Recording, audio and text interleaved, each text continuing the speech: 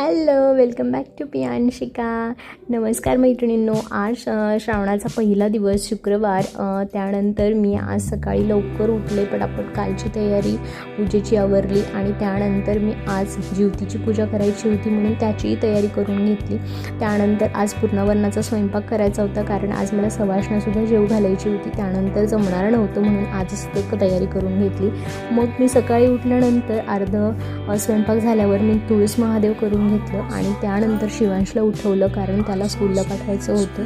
मग त्याचा tiffin ready केला, बॅग भरली आणि त्याला पटकन स्कूलला पाठवलं. त्यानंतर मी पुन्हा माझ्या कामाला लागले. आज पूर्णावरणाचा स्वयंपाक कंप्लीट झाल्यानंतर ह्यांना नाश्ता करून दिला आणि मग मी पुन्हा पूजा करून घेतली, कारण पूजा पण करणं गरजेची होती. मग पूजा आरती सगळं संपलं आणि माझा स्वयंपाक नैवेद्य पण दाखवणं झाला. मग माझी मैत्रीण आली होती, कारण तिला जास्त वाष्ण म्हणून जेवायला बसवायचं होतं. मग त्यानंतर तिची गोंडस मुलगी होती, त्याच्याशी थोडा डिस्कशन झाल्या.